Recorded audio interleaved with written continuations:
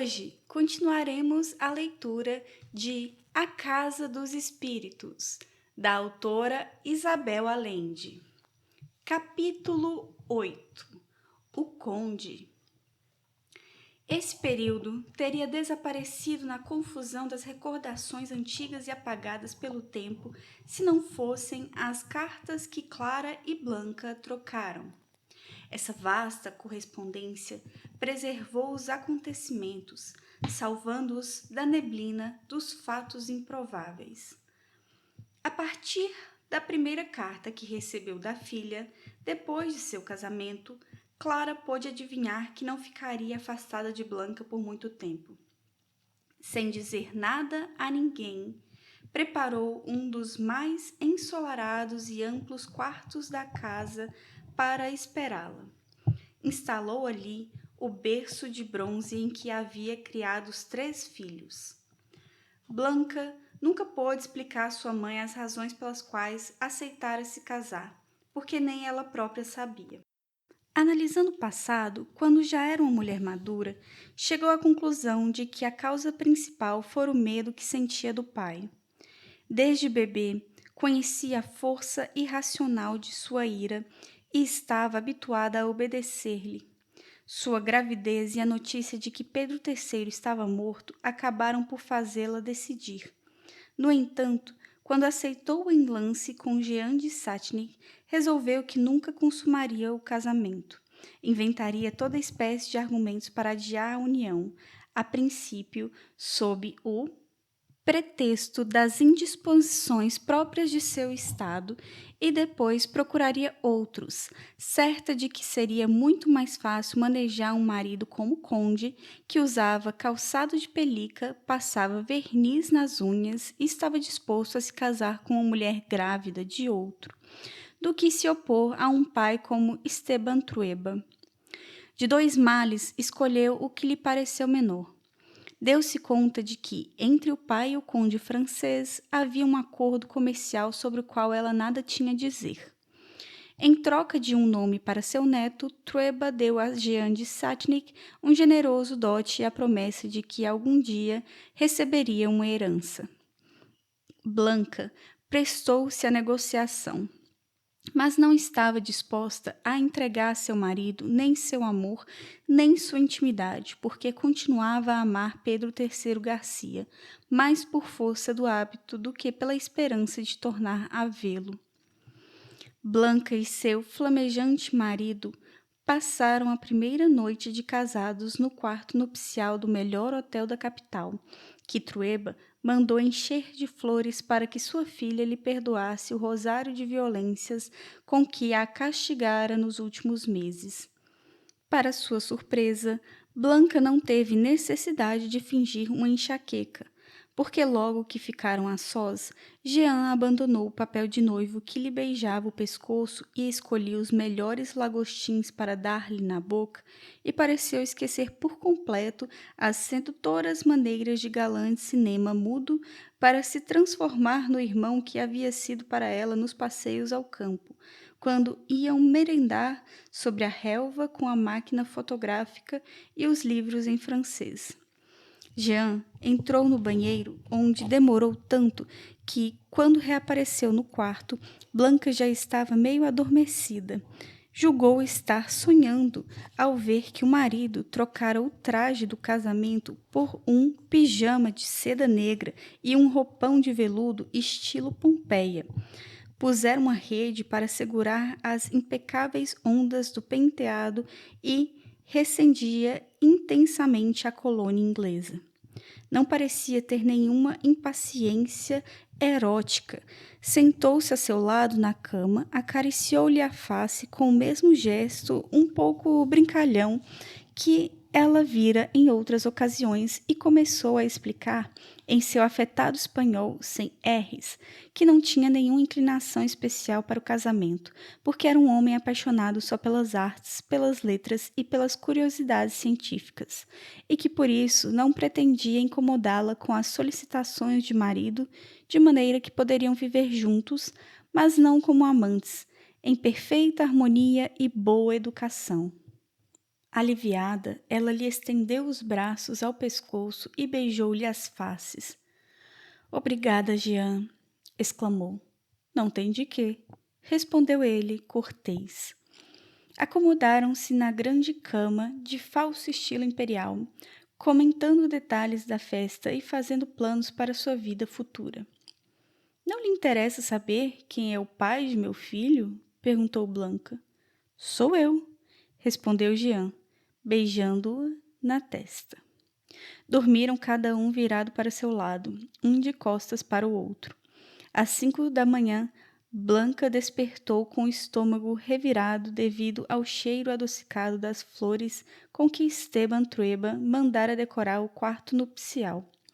Jean de Satnik acompanhou-a ao banheiro, sustentou-lhe a testa enquanto ela se curvava sobre a privada, ajudou-a a deitar-se e jogou as flores no corredor. Depois ficou acordado pelo resto da madrugada, lendo A Filosofia da Alcova, do Marquês de Sade, enquanto Blanca suspirava em meio a seus sonhos, que era estupendo estar casada com um intelectual. Pela manhã, Jean foi ao banco descontar um cheque de seu sogro e passou quase todo o dia percorrendo as lojas do centro para comprar um enxoval de noivo que considerou apropriado à sua nova posição econômica. Blanca, aborrecida de esperá-lo no saguão do hotel, resolveu visitar a mãe. Pôs seu melhor chapéu matinal e partiu num coche de aluguel para o casarão da esquina, onde o restante da família estava almoçando em silêncio. Todos ainda rancorosos e cansados pelos sobressaltos do casamento e pela ressaca das últimas brigas. Ao vê-la entrar na sala de jantar, seu pai deu um grito de horror. — O que faz aqui, filha? Rugiu. — Nada, vim vê-los, murmurou Blanca, aterrorizada. — Está louca? Não percebe que se alguém a vê, vão dizer que seu marido a devolveu em plena lua de mel, vão dizer que você não era virgem. E não era, papai. Esteban esteve a ponto de lhe dar um bofetão no rosto, mas Jaime se interpôs com tanta determinação que ele se limitou a insultá-la por sua estupidez. Clara, indiferente, levou Blanca até uma cadeira e serviu-lhe um prato de peixe frito com molho de alcaparras, enquanto Esteban continuava gritando e Nicolás ia buscar o coche para devolvê-la ao marido. As duas conversaram como nos velhos tempos. Nessa mesma tarde, Blanca e Jean tomaram o trem que os levou ao porto. Lá embarcaram num transatlântico inglês. Ele vestia calças de linho branco e um casaco azul de corte à marinheira, que combinava à perfeição com a saia azul e o casaco branco de tolher de sua mulher.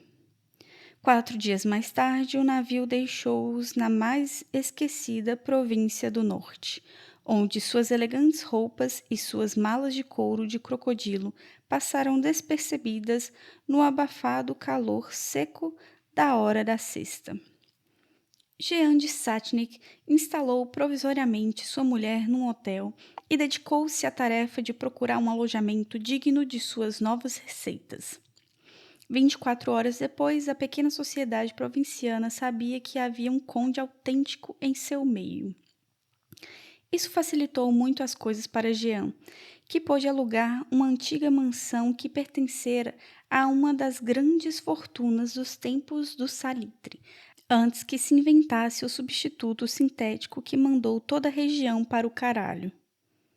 A casa estava um pouco triste e abandonada, como aliás tudo mais por ali, precisando de alguns reparos, mas conservava intacta a dignidade original e seu encanto de fim de século. O conde decorou-a a seu gosto, com um refinamento equivocado e decadente que espantou Blanca, acostumada à vida do campo e à sobriedade clássica de seu pai. Jean colocou suspeitos jarrões de porcelana chinesa que, em lugar de flores, tinham plumas coloridas de avestruz, cortinas de damasco com drapeados e borlas, almofadões com franjas e pompons, móveis de todos os estilos, aparadores dourados, biombos e incríveis abajures com pés, sustentados por estátuas de louça representando negros abissínios em tamanho natural, seminus, mas com pantufas e turbantes. A casa estava sempre com as cortinas corridas, em uma tênue sombra que conseguia deter a luz implacável do deserto.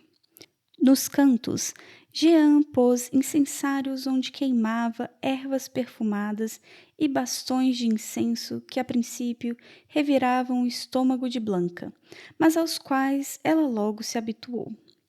Contratou vários nativos para seu serviço, além de uma monumental gorda que fazia o trabalho da cozinha e treinou para preparar os molhos muito apurados de que ele gostava, e uma aia coxa e analfabeta para atender a Blanca. Vestiu todos eles com vistosos uniformes de opereta, mas não conseguiu que usassem sapatos, porque estavam habituados a andar descalços e não o suportavam. Blanca não se sentia à vontade naquela casa e desconfiava dos nativos de expressão imperturbável que a serviam de maneira relapsa e pareciam zombar dela pelas costas. Circulavam à sua volta como espíritos deslizando sem ruído pelos quartos, quase sempre ociosos e enfadados. Não respondiam quando ela lhes falava, como se não compreendessem o castelhano, e entre si falavam em sussurros ou em dialetos do Planalto. Sempre que Blanca comentava com o marido as estranhas atitudes que observava nos serviçais, ele afirmava tratar-se de costumes indígenas e que o melhor era não dar atenção.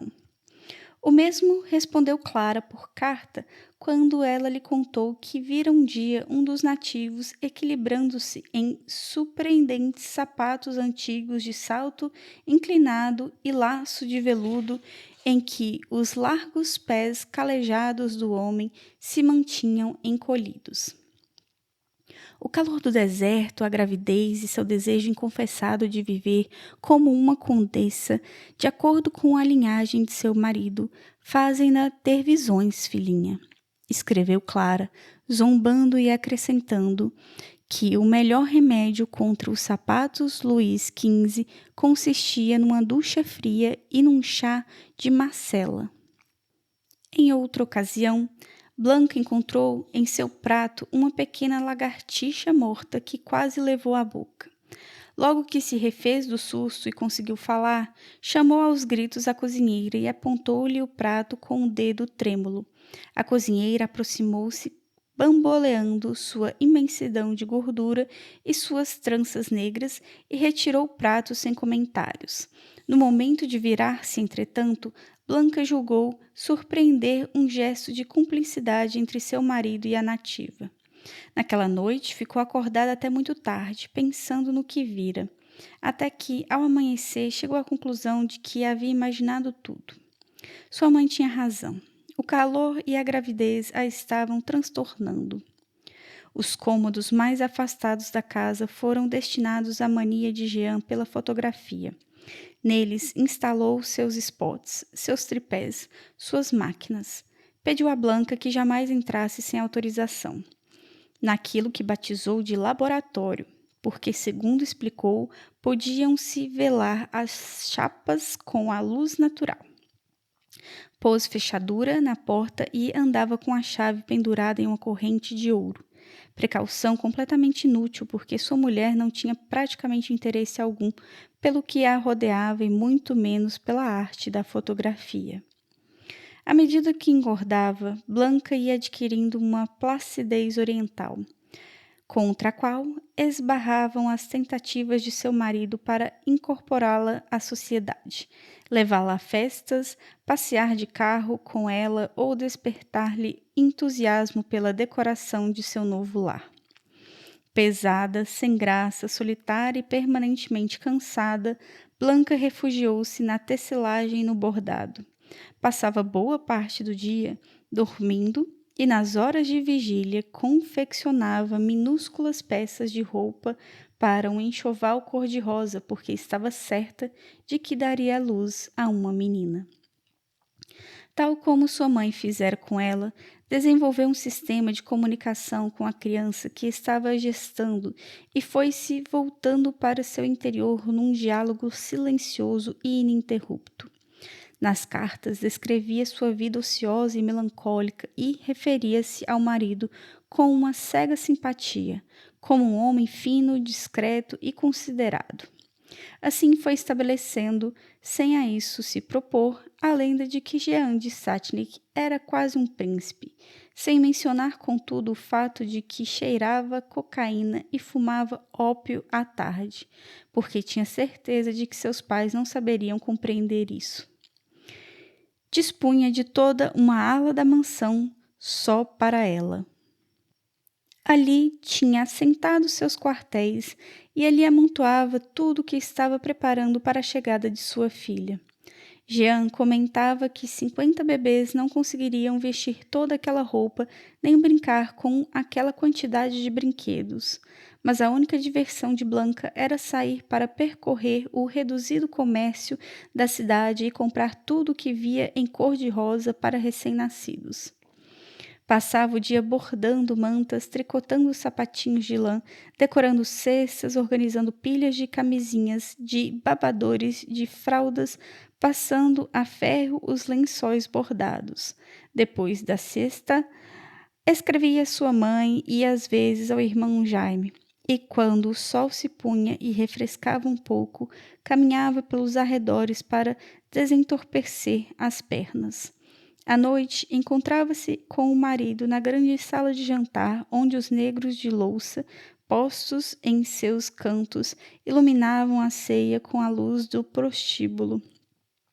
Sentavam-se, um a cada extremidade da mesa posta com uma grande toalha, cristais e baixela completos, e ornamentada com flores artificiais, porque naquela região inóspita não havia naturais. Servia-os sempre o mesmo nativo impassível e silencioso, que mantinha na boca, rodando-a permanentemente, a bola verde de folha de coca com que se sustentava. Não era um serviçal comum e não cumpria nenhuma função específica dentro da organização doméstica. Nem servir à mesa era o seu forte, porque não dominava nem travessas, nem talheres, e acabava por tirar-lhe a comida de qualquer maneira. Blanca teve de orientá-lo numa ocasião no sentido de que, por favor, não pegasse as batatas com a mão para colocá-las no prato. Jean de Satnik, porém, estimava-o por alguma misteriosa razão e o estava treinando para ser seu ajudante no laboratório. Se não consegue falar como um cristão, menos ainda poderá tirar retratos, observou Blanca quando soube. Foi esse nativo que Blanca julgou ver usando saltos Louis XV. Os primeiros meses de sua vida de casada passaram-se tranquilos e enfadonhos. Acentuou-se a tendência natural de Blanca ao isolamento e à solidão. Ela se negou à vida social e Jean de Satnik acabou por comparecer sozinho aos numerosos compromissos para os quais recebiam convites. Depois, quando chegava em casa, comentava com Blanca, zombando do pedantismo daquelas famílias antigas e pouco arejadas, cujas moças andavam com damas de companhia e os cavalheiros usavam escapulários. Blanca pôde levar a vida ociosa para a qual tinha vocação, enquanto o marido se dedicava àqueles pequenos prazeres que só o dinheiro pode pagar e aos quais tivera de renunciar por tanto tempo. Saía todas as noites para jogar no cassino, e sua mulher calculou que deveria perder grandes somas de dinheiro, porque, no fim do mês, havia invariavelmente uma fila de credores à porta. Jean tinha uma ideia muito peculiar sobre a economia doméstica. Comprou um automóvel do último modelo, com assentos forrados de pele de leopardo e buzinas douradas, digno de um príncipe árabe, o maior e de mais ostentação jamais visto por aqueles lados. Estabeleceu uma rede de contatos misteriosos que lhe permitia comprar antiguidades, especialmente porcelana francesa de estilo barroco, pela qual tinha um grande fraco. Também fez entrarem no país caixotes de bebidas finas que passavam pela alfândega sem problema. Seus contrabandos entravam na casa pela porta de serviço e saíam intactos pela principal, rumo a outros lugares onde Jean os consumia em farras secretas ou os vendia por preços exorbitantes. Em casa não recebiam visitas e em poucas semanas as senhoras da localidade deixaram de convidar Blanca.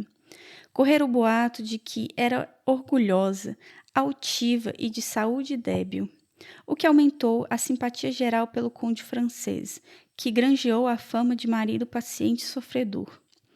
Blanca dava-se bem com o marido. As únicas ocasiões em que discutiam eram quando ela tentava averiguar as finanças familiares. Não podia entender o fato de que Jean se desse ao luxo de comprar porcelana e passear naquele veículo tigrado se não conseguia dinheiro para pagar a conta que devia ao mestiço do armazém, nem os salários dos numerosos empregados. Jean negava-se a falar sobre o assunto, sob o pretexto de que essas eram responsabilidades propriamente masculinas e que ela não necessitava encher sua cabecinha de pardal com problemas que não tinha capacidade de compreender. Blanca supôs que a conta de Jean de Satnick com Esteban Trueba tivesse fundos ilimitados, e diante da impossibilidade de chegar a um acordo com ele, acabou se desinteressando por esse problema. Vegetava como uma flor de outro clima dentro daquela casa encravada nos areais, que parecia existir em outra dimensão, rodeada de nativos insólitos, surpreendendo com frequência pequenos detalhes que a induziam a duvidar de seu próprio juízo. A realidade parecia-lhe indefinida, como se aquele sol implacável que desbotava as cores também tivesse formando as coisas que a rodeavam e tivesse convertido os seres humanos em sombras silenciosas. No torpor daqueles meses, Blanca, protegida pela criança que crescia dentro de si, esqueceu o tamanho de sua desgraça. Deixou de pensar em Pedro III Garcia com a premente urgência de antes e refugiou-se em recordações doces e remotas que podia evocar a qualquer momento. Sua sensualidade estava adormecida, e nas raras ocasiões em que meditava sobre seu destino infeliz, se comprazia, imaginando-se flutuar numa nebulosa, sem tristezas nem alegrias. Alheia às coisas brutais da vida, isolada, com a sua filha como única companhia. Chegou a pensar que perdera para sempre a capacidade de amar e que o ardor de sua carne se apagara definitivamente. Passava intermináveis horas contemplando a paisagem pálida que se estendia diante de sua janela. A casa ficava no limite da cidade, rodeada por algumas árvores raquíticas que resistiam ao ataque implacável do deserto. Pelo lado norte, o vento destruía toda espécie de vegetação, e era possível ver a imensa planície de dunas e cerros longínquos oscilando na reverberação da luz.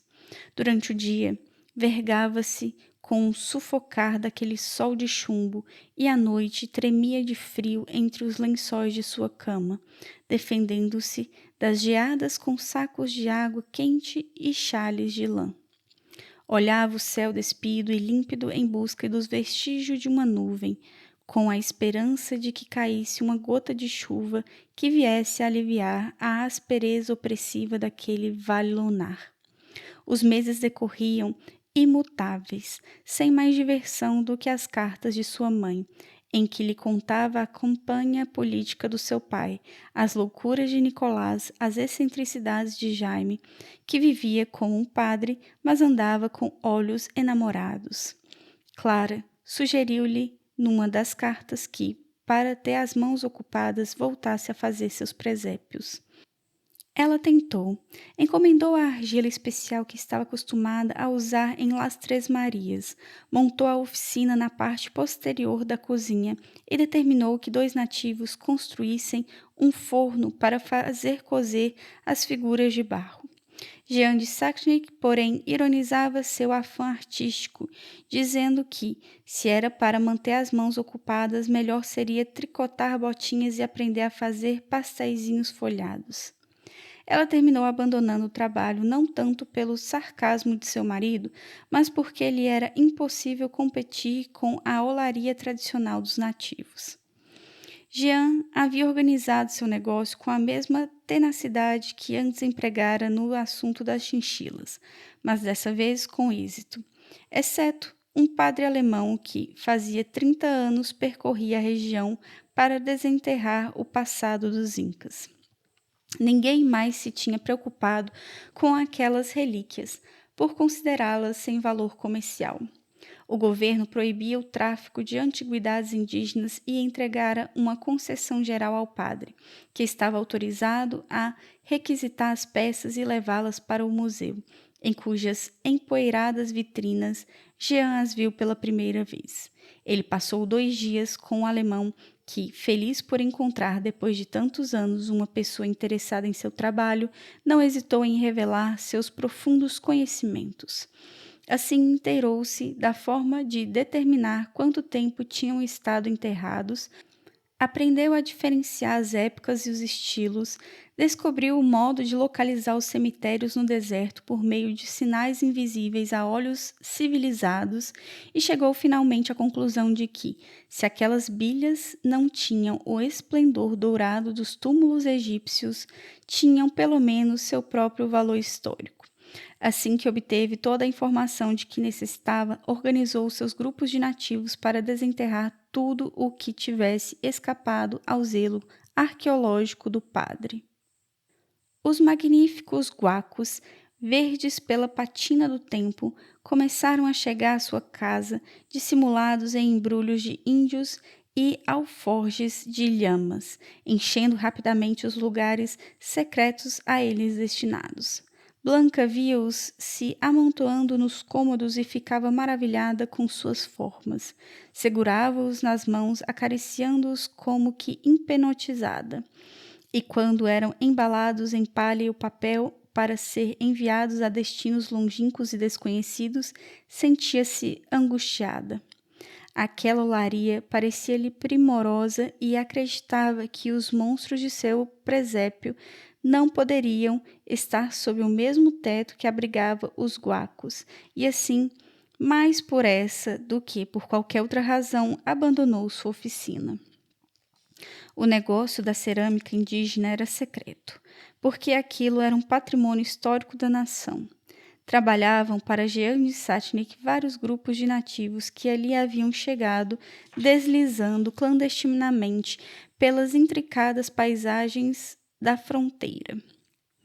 Não tinham documentos que os atestassem na condição de seres humanos. Eram silenciosos, rudes e impenetráveis.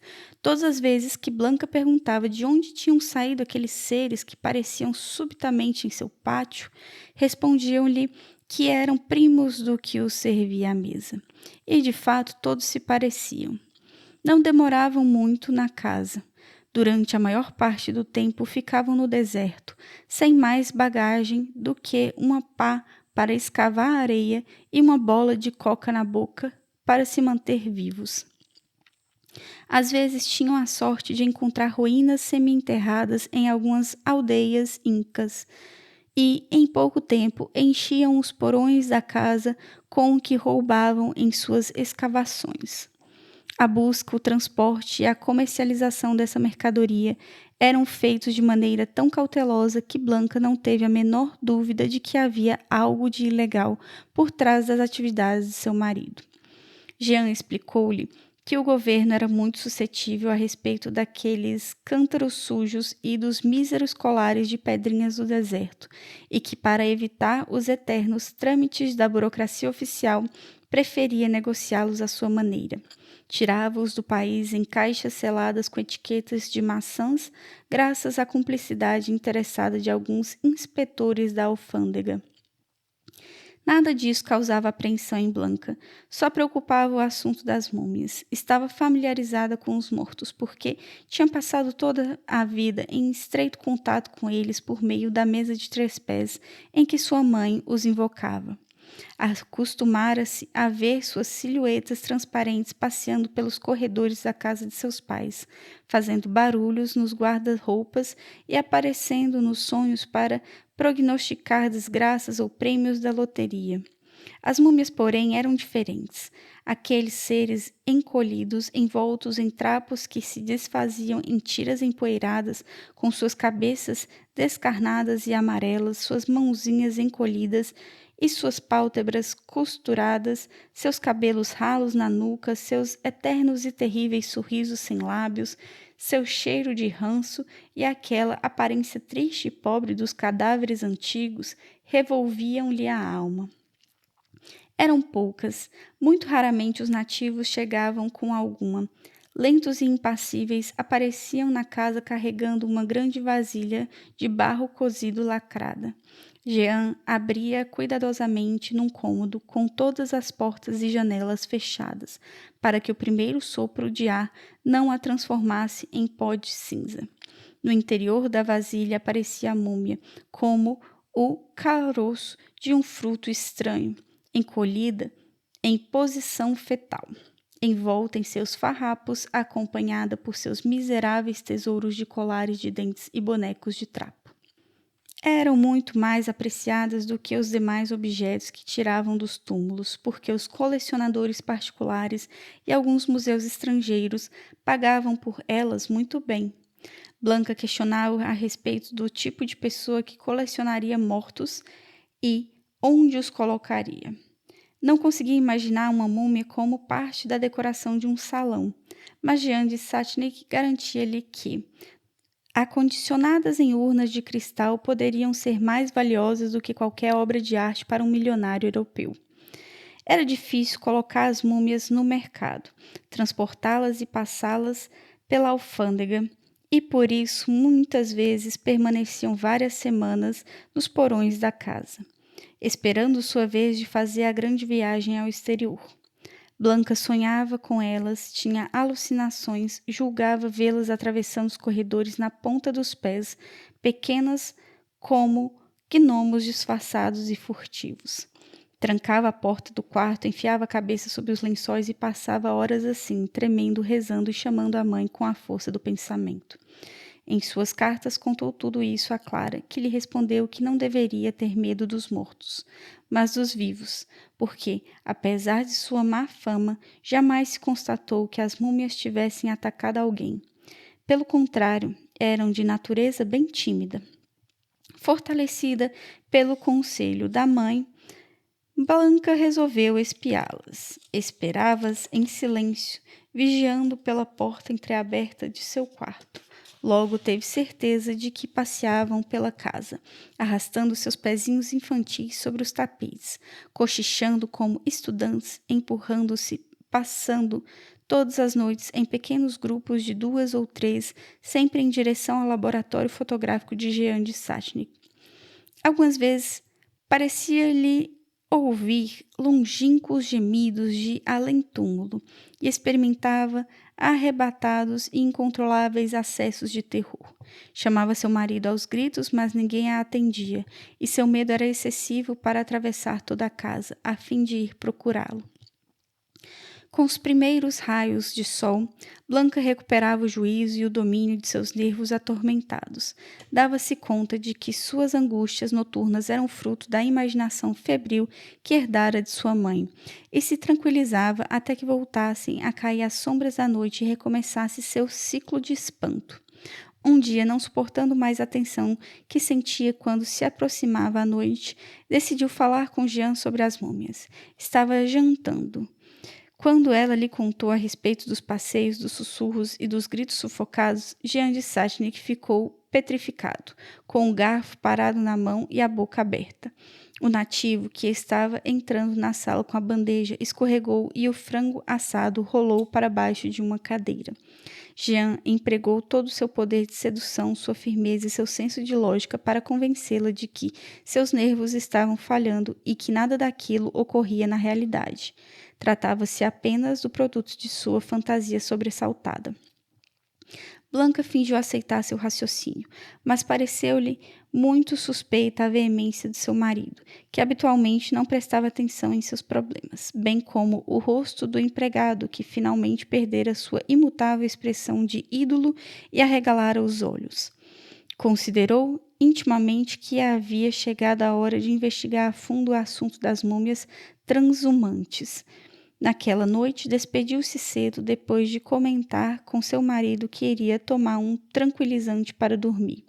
Em vez disso, bebeu uma xícara grande de café preto e se postou junto à sua porta, disposta a passar muitas horas de vigília.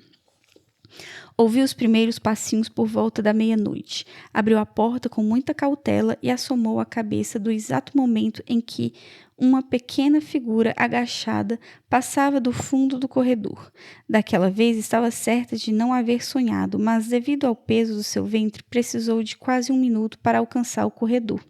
A noite estava fria e soprava a brisa do deserto, que fazia ranger o velho madeiramento da casa e enfunava as cortinas como negras velas de alto mar.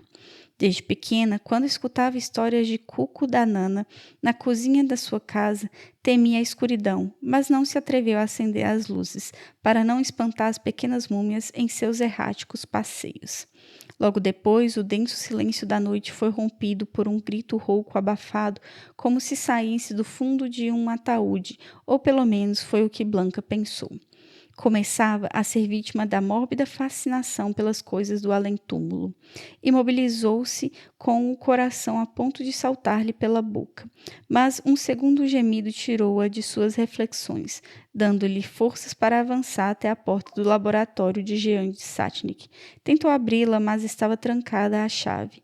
Colou o rosto na porta e então ouviu nitidamente murmúrios, gritos sufocados e risos, e naquele momento não teve mais dúvidas. Alguma coisa estava de fato acontecendo com as múmias.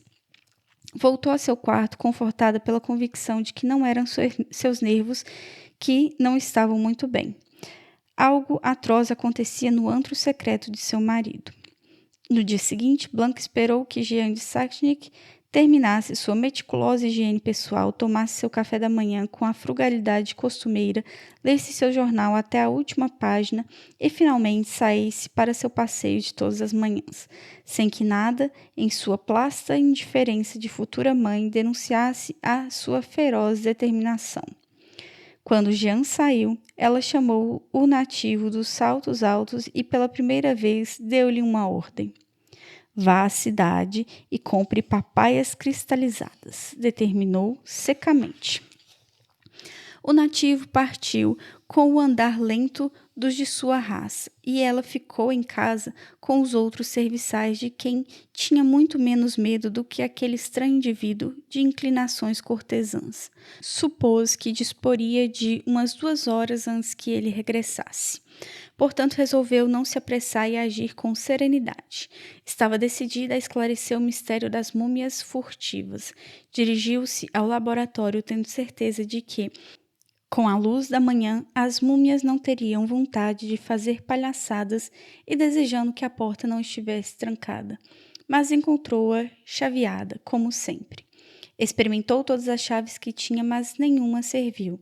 Então pegou a maior faca da cozinha, enfiou-a no gonzo da porta e começou a forçar até que a madeira seca da guarnição estalou em pedaços e assim conseguiu soltar a fechadura e abrir a porta. O estrago que fez não poderia ser disfarçado e compreendeu que, quando seu marido o visse, teria de dar alguma explicação razoável, mas consolou-se com o argumento de que, na condição de dona da casa, tinha o direito de saber o que ocorria sob seu teto. Apesar de seu sentido prático, que resistira inalterável por mais de 20 anos ao balanço da mesa de 3 pés e ouvir a mãe prever o imprevisível, ao transpor a porta do laboratório, Blanca tremia. Tateando, procurou o interruptor e acendeu a luz. Encontrou-se num cômodo espaçoso com paredes pintadas de preto e pesadas cortinas da mesma cor das janelas, por onde não filtrava o mais tênue raio de luz. O chão estava coberto por espessos tapetes escuros e por todos os lados havia spots, lâmpadas e os rebatedores de luz que vira Jean usar pela primeira vez durante o funeral de Pedro Garcia, o Velho, quando resolveu tirar retratos dos mortos e dos vivos até assustar todos os presentes e os camponeses decidirem pisotear as chapas. Olhou à sua volta desconcertada. Estava num cenário fantástico. Avançou, desviando-se de baús abertos que continham trajes emplumados de todas as épocas, perucas frisadas e viçosos chapéus. Deteve-se em frente a um trapézio dourado suspenso no teto, onde se pendurava um boneco desarticulado de proporções humanas. Viu, num canto, uma lhama embalsamada, garrafas de licores ambarinos e no chão peles de animais exóticos. O que mais a surpreendeu, contudo, foram as fotografias. Ao vê-las, parou estupefata. As paredes do estúdio de Jean de Satnik estavam cobertas de angustiantes cenas eróticas que revelavam a natureza oculta de seu marido. Blanca tinha reações lentas e por isso demorou um pouco para assimilar o que via, até porque não era experiente naqueles assuntos. Conhecia o prazer como uma última e preciosa etapa no longo caminho percorrido com Pedro III, por onde havia passado sem pressa e com bom humor em meio aos bosques, aos trigais, junto do rio, sob um céu imenso no silêncio do campo. Não sofrera as inquietações próprias da adolescência, enquanto suas companheiras de colégio liam às escondidas os romances proibidos com seus imaginários galãs apaixonados e virgens ansiosas por deixarem de o ser.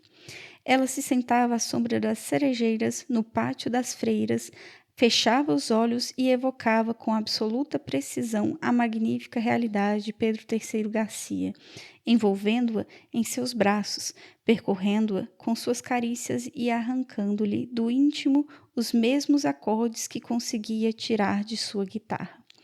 Seus instintos haviam sido satisfeitos, mal despertaram, e não lhe havia passado pela cabeça que a paixão pudesse ter outras formas. Aquelas cenas desordenadas e atormentadas eram uma realidade 1000 vezes mais desconcertante do que as múmias escandalosas que havia esperado encontrar. Reconheceu os rostos dos empregados da casa. Ali estava toda a corte dos incas, nua como Deus a pôs no mundo ou mal coberta por figurinos de teatro.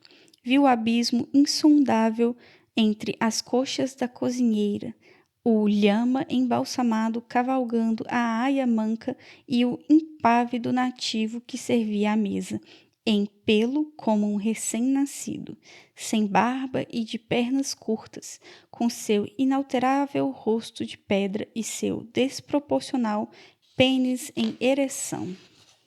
Por um instante interminável, Blanca ficou surpresa em sua própria incerteza, até que o horror a venceu. Tentou pensar com lucidez.